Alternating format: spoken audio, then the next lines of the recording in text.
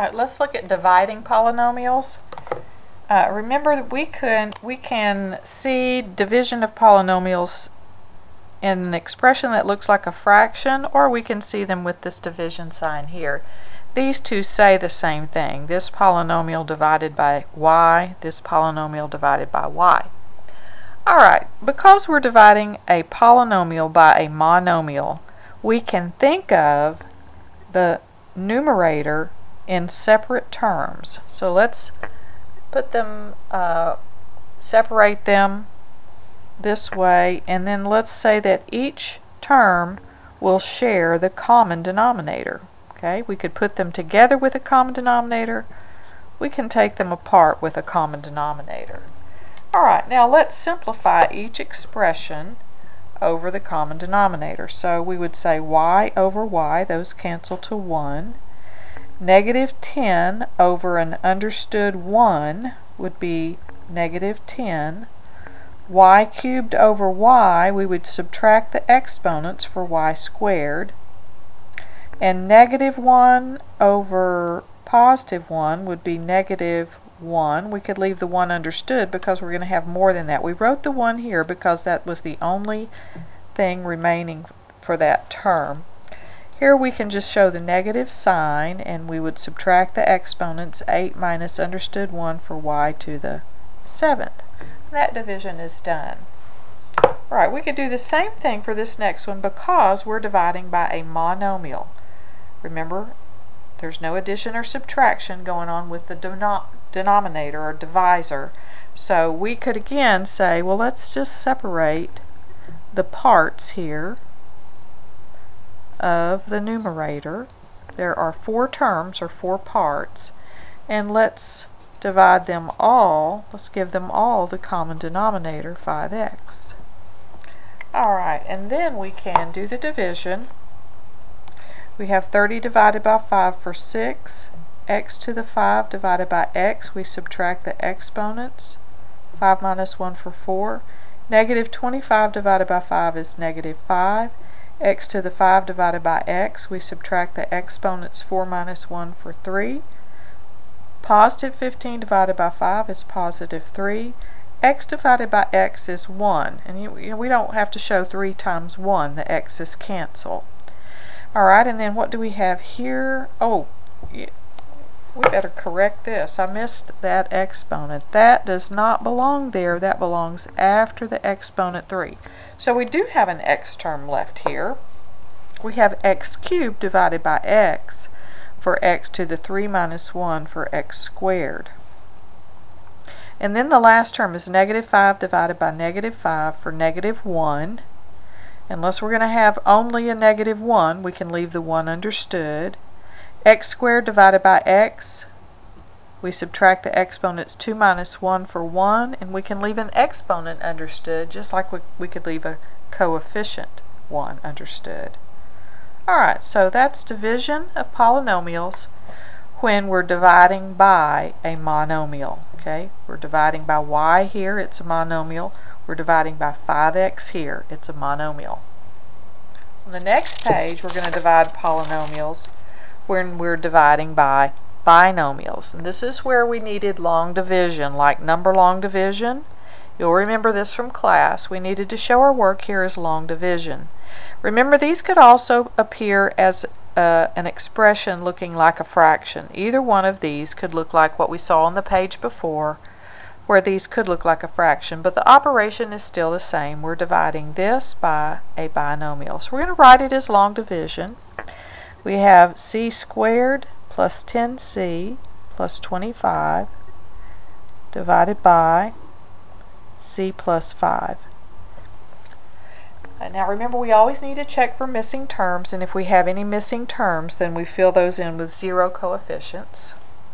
So c squared, c to the understood 1, and no c, there are no missing terms there. So we perform long division here by just guessing with our first term inside and outside, and we say c times what would give me c squared?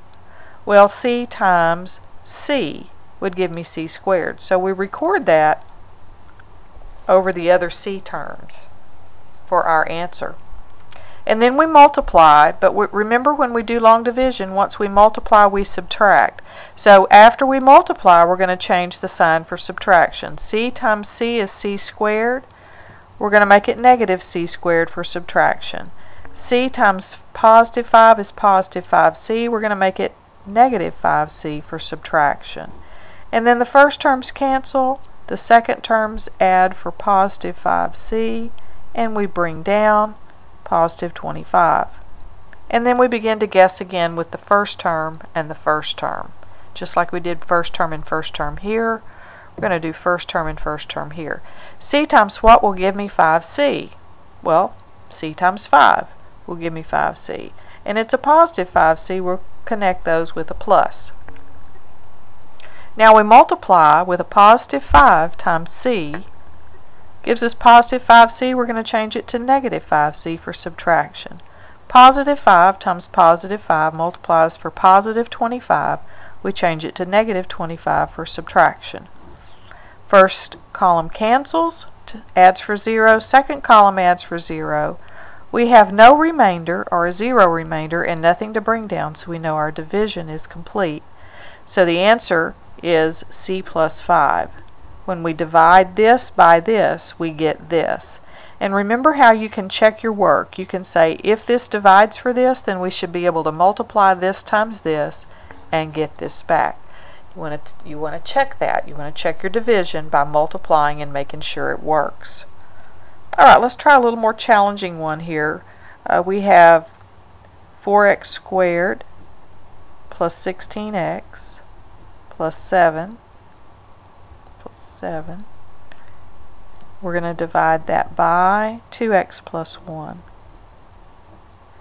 Alright, again we're just going to look at first terms, 2x and 4x squared. So 2x times what would give me 4x squared? Well, 2 times 2 for 4 and x times x for x squared. Okay, so I believe 2x times 2x will give me 4x squared. We're going to record it over the other x's. And then we multiply and we get 4x squared, and we change it to negative 4x squared for subtraction. And then we multiply 2x times our positive 1, which is positive 2x, and we change it to negative 2x for subtraction. The first column cancels. The second column totals for 14x, positive 14x. And then we bring down our plus 7. And then we begin the guess again with only 2x and 14x. And I believe 2x times 7 would give us 14x. So we put our 7 here. And it's positive, so we need a plus 7. Now we multiply 7 times 2x, which gives us 14x. We change it to negative 14x to subtract. Positive 7 times positive 1 is positive 7. We change it to negative 7 to subtract. And our both columns cancel to 0, add for 0. 0 remainder, nothing to bring down, means that this is your answer. This division gives you this answer, and remember to check your answer. You can multiply this times this, and it should give you back this. Make sure you check your division by multiplication. Check it. Alright, and a few applications here. Express the perimeter as a polynomial. So I have a couple of figures here, and we have to remember that the perimeter means to add all sides, right? So this is an application just to see if you can add sides of a figure that have polynomials for, let me change this to this right here. Alright, so let me change this to this right here. So we have a couple of figures. Now to find the perimeter of this figure, we're going to add the three sides together. So one side is 2x, plus another side is x minus 3, plus another side is 3. Alright, and now to add, we just drop the parentheses and collect like terms. So we've got 2x plus x minus 3 plus 3. So 2x plus x gives us 3x. Minus 3 plus 3, those terms zero out, don't they? So the perimeter of this figure is 3x. Let's do the same thing for this one here. The perimeter of this figure is the sum of all its sides. So one of our sides is x plus 4 plus 2x plus 1 plus 7. And then we're just going to drop all parentheses and collect like terms. So I've got 2x plus x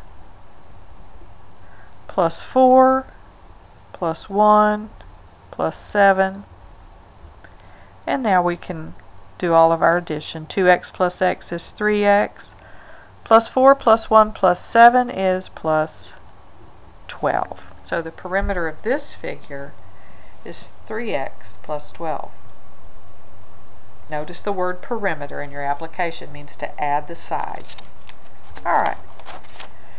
These two applications say express the sum of the areas of the figures as a polynomial. Okay, so let's just say area means multiply length times width of these figures, doesn't it?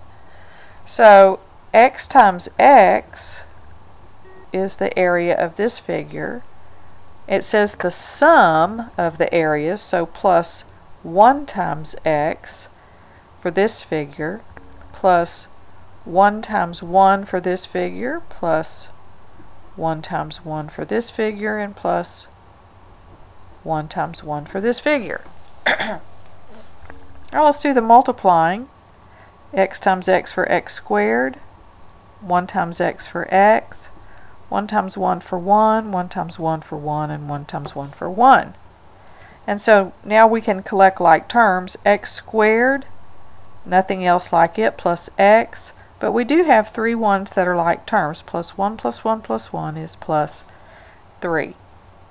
So this is the sum of the areas of the figures. So let's look at this second one here. Here we have x times x plus another x times x plus 2 times x plus 3 times 3. Now let's do the multiplication. This is x squared plus x squared plus 2x plus 9. And when we collect like terms, we have 2 x squared terms. So 2x squared plus 2x plus 9.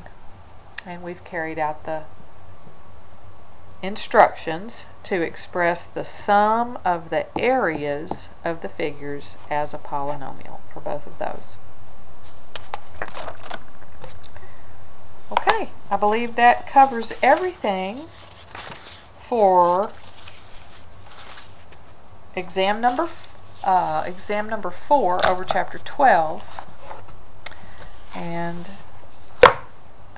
you could go over these again. It would also be a good idea to practice to make sure you have your quizzes done so that you can work the practice exam in my math lab. Okay? Good luck. See you in class.